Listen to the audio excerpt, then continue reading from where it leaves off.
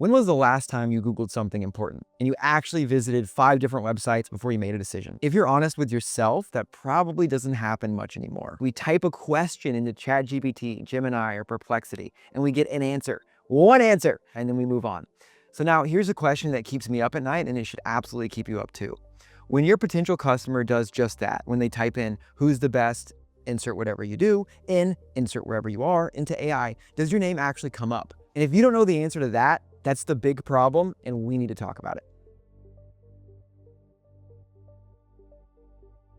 I want to talk to you about a shift that is genuinely one of the biggest changes to how businesses get found that I've seen in my entire career. From the last 20 years plus, the game was Google. You built a website, you optimized it, you got backlinks, you chased the algorithm, and if you played it right, you showed up on page 1. And that meant traffic. Traffic meant leads. Leads meant revenue, and that was the formula. And look, Google isn't dead. I'm not here to tell you just to abandon your SEO, but the behavior of your customer has fundamentally changed. It's changing fast, it's changing daily. Think about what ChatGPT's growth looked like. It hit 100 million users faster than any platform in history ever, faster than Instagram, faster than TikTok. People didn't just sign up, they changed how they search for information.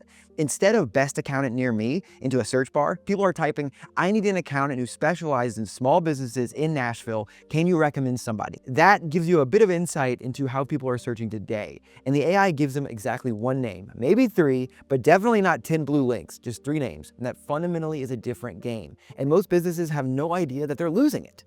Here's where it gets uncomfortable for a lot of business owners that I talk to. They have great Google rankings. They've spent years building just that. Maybe they have 1,000 5-star reviews on Google Maps. Maybe they're ranking #1 for 3 or 4 solid keywords. Maybe they're proud of that. I mean, they should be, rightfully so. Then I ask them to open ChatGPT and type in the question of their ideal customer, exactly what they would type, just the same way. And they watch their competitor get named instead of them. That is not a glitch. That's not a fluke. That's AI making a decision based on completely different set of signals than Google does. Google largely ranks pages. It looks at your website, your backlinks, your technical SEO, your domain authority, and all of that stuff still matters, but it's a different system. AI language models like ChatGPT are trained on huge amounts of text from across the internet. They're not ranking your page. They're forming an opinion about who the authorities are in your given space, who gets cited, who gets written about, who gets referenced in articles, forums, podcasts, newsletters, industry publications. Think about it this way. If somebody asks you to recommend a great Italian restaurant in your city, you don't just pull up a spreadsheet of Google rankings. You think about who you've heard people talk about. What name keeps coming up when people in your circle talk about Italian food? That's exactly AI's goal of how they want to recommend products to you. It's drawing on a training corpus of what people write about, reference, and cite. And if your name isn't in that ecosystem, then you do not exist in the model's understanding of your market at all. Let me give you some real scenarios so this isn't just abstract.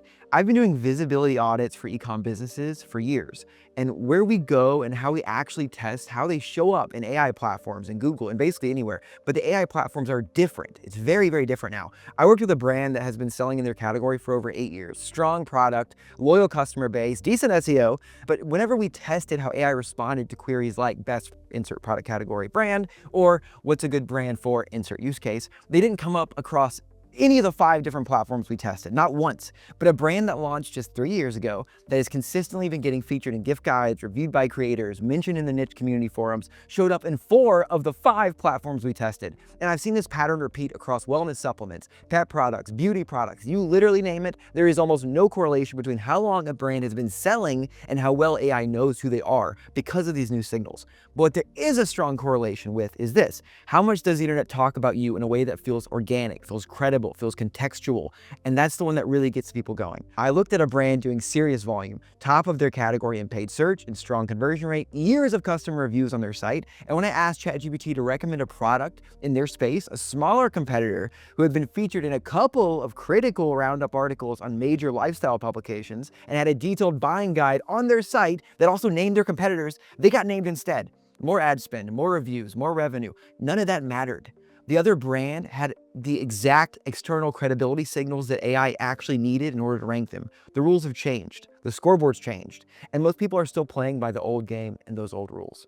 Let's talk about how this actually works, because I think once you understand the mechanism, the path forward becomes so much clearer. AI models are trained on massive data sets of text from the internet, books, articles, forum posts, academic papers, news, social media, an enormous slice of written human knowledge is available for them to crawl and for them to understand. And from that training model develops a kind of understanding of the world, a simulation. It learns associations. It learns who is considered credible in a given field. It learns what entities are getting referenced alongside which specific topics.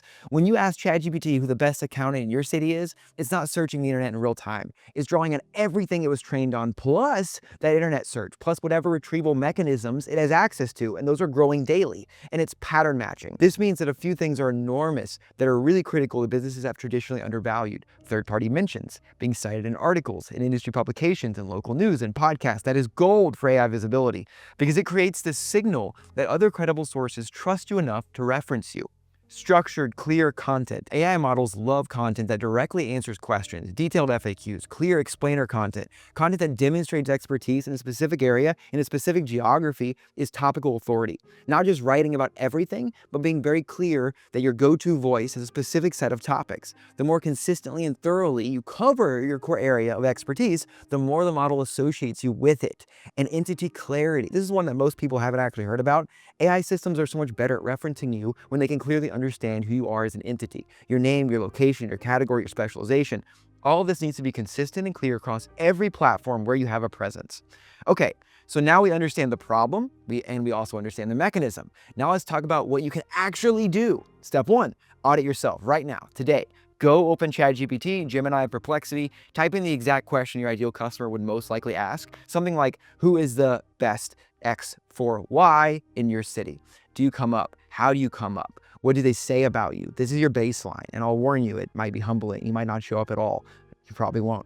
But you need to know where you stand before you can actually improve. Step two, inventory your third-party presence. Where does your business get mentioned outside of your own website, local press, industry publications, podcasts, review platforms, guest articles that you've written, awards that you've received? This is your visibility footprint, and it's the raw material that AI models use to understand who you are. Step three, start building answer-centric content.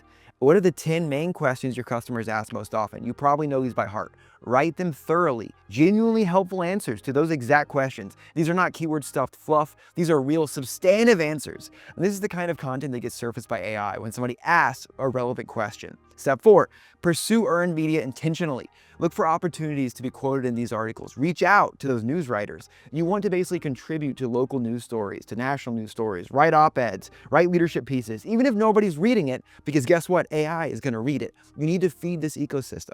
Step five, clean up your entity presence. Make sure your NAP citations, business name, address, phone number, website, and category are all consistently across Google, Bing, Yelp, everything, all of your industry directories, LinkedIn, all over the place.